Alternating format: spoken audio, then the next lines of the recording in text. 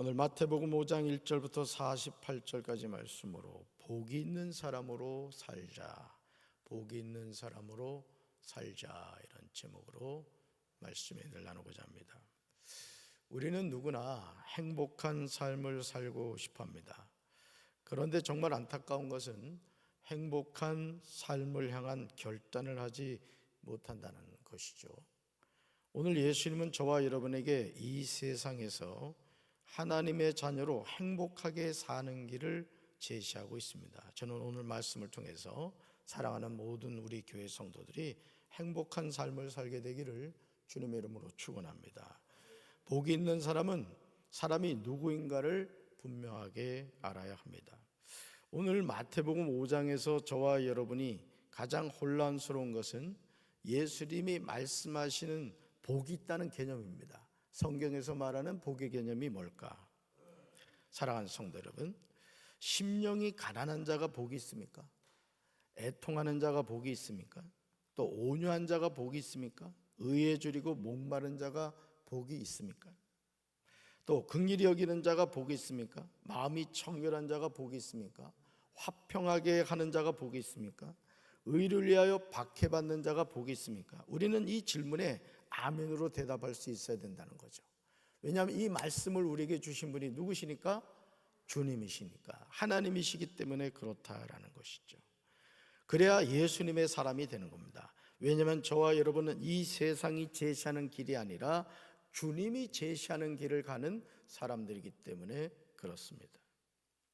하나님의 자녀는 세상의 소금이고 빛임을 기억해야 합니다. 하나님의 자녀란 누구입니까? 하나님의 자녀에 대한 정의 가운데 마태복음 5장 13절과 14절에 나오는 정의만큼 분명한 것은 없는 줄로 압니다. 따라합시다. 하나님의 자녀는 세상의 소금입니다. 하나님의 자녀는 세상의 뭐라고요? 소금이라는 거죠. 소금의 가장 중요한 역할은 뭡니까? 짠맛입니다. 짠맛. 소금이 짠맛을 잃어버리면 아무 쓸데없어 다만 밖에 버려져 사람에게 밟힐 뿐이라고 말씀하십니다. 오늘 맛을 잃어버린 하나님의 자녀들이 얼마나 많습니까? 예수님은 하나님의 자녀는 세상의 빛이라고 하십니다. 따라합시다. 하나님의 자녀는 세상의 빛입니다. 하나님의 자녀는 세상의 뭐라고요? 빛이라는 것이죠. 빛의 가장 중요한 역할은 무엇입니까? 빛은 어둠을 밝히는 겁니다. 빛은 숨길 수가 없죠. 그런데 오늘 자칭 하나님의 자녀라고 하면서 빛을 잃어버린 영혼들이 얼마나 많습니까? 그러므로 예수님은 마태복음 5장 16절에서 하나님의 자녀로 살아가는 우리에게 분명하게 말씀합니다. 읽어볼까요? 이같이 너희 빛이 사람 앞에 비치게 하여 그들로 너희 착한 행실을 보고 하늘에 계신 너희 아버지께 영광을 돌리게 하라. 이같이 너희 빛이 사람 앞에 뭐하게 하여? 비치게 하여 그들로 너희 착한 행실을 보고 하늘에 계신 너희 아버지께 영광을 돌리게 하라. 우리가 하나님의 자녀로 이 세상을 살아가면서 우리 삶을 통해 믿지 않는 사람들이 하나님이 살아계시구나, 하나님이 살아계신 분이구나, 이걸 깨닫도록 하라는 것이죠. 예수님은 율법을 완성하려고 오셨음을 기억해야 됩니다. 예수님에 관하여 우리가 가장 오해하는 것은 예수님이 율법이나 선지자를 패러 오셨다라는 생각입니다.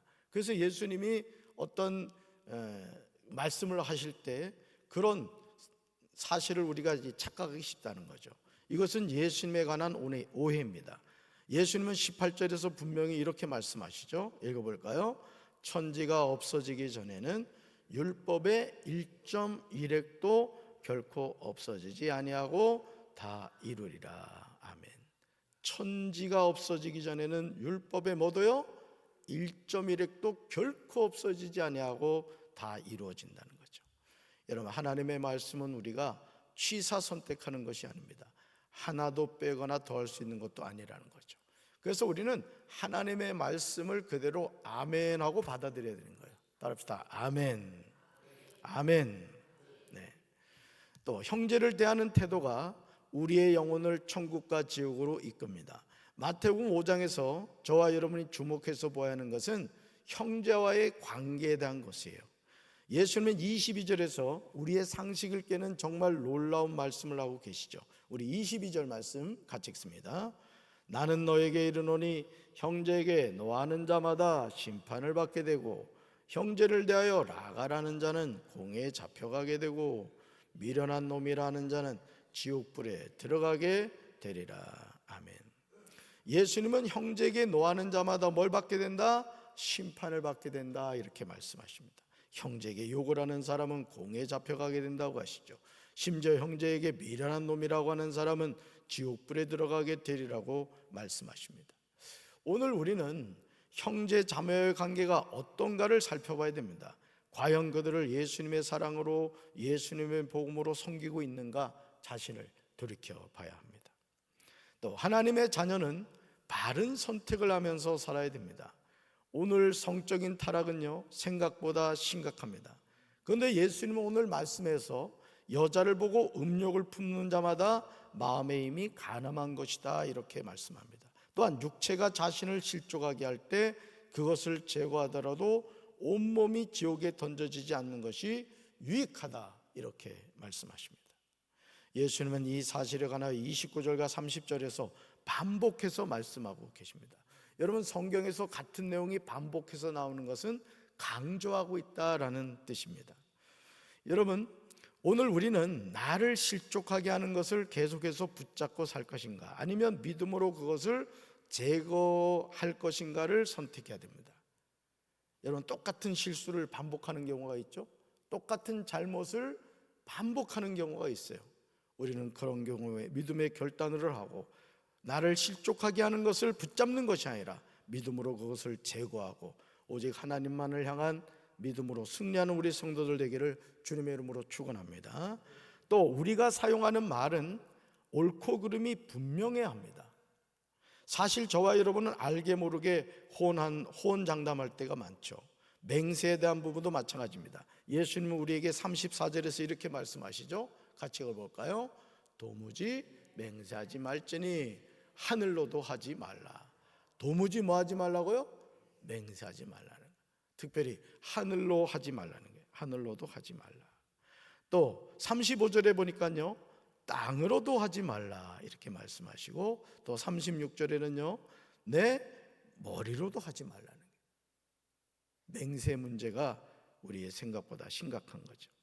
왜일까요? 왜 예수님은 이토록 맹세 문제를 심각하게 보고 계실까? 그 이유는요, 36절에 이렇게 나오죠. 읽어볼까요? 이는 내가 한터럭도 희고 검게 할 수 없음이라.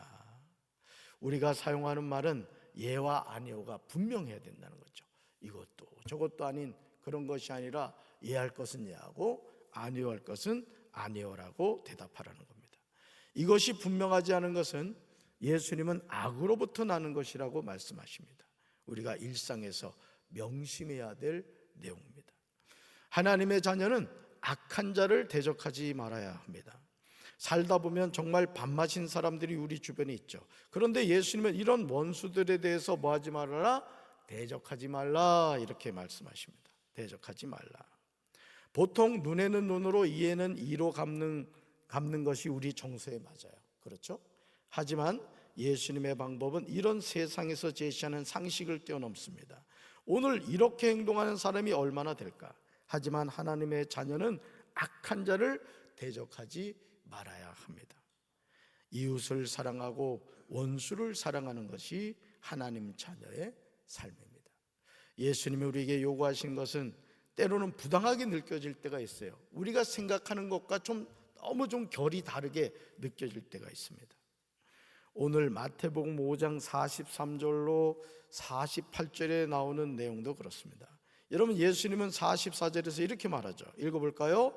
너희 원수를 사랑하며 너희를 박해하는 자를 위하여 기도하라. 너희 원수를 뭐 하래요? 사랑하래요. 너희를 박해하는 자를 위해 뭐 하래요? 기도하라는 거예요. 네. 사랑하는 성도 여러분, 예수님의 이 말씀이 부당하게 느껴지지 않습니까? 그렇다면 이 시간 겸손히 자신을 돌이켜봐야 됩니다.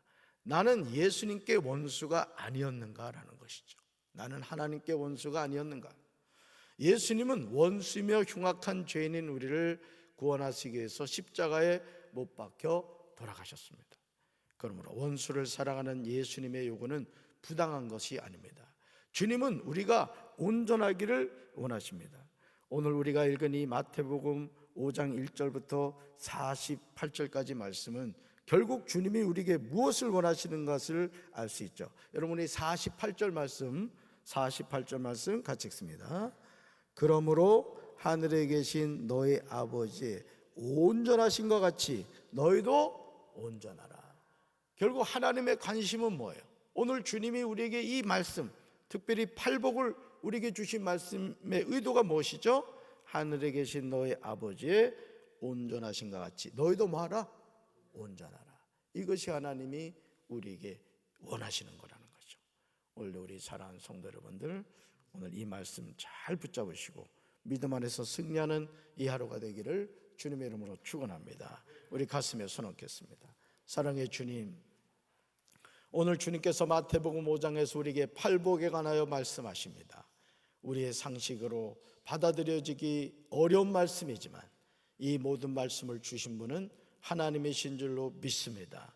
오늘 우리가 신앙생활하면서 하나님의 말씀을 취사 선택하는 것이 아니라 하나님이 말씀한 것인 것을 무엇이든지 아멘으로 받아들일 수 있는 믿음의 결단이 있게 하여 주시옵소서.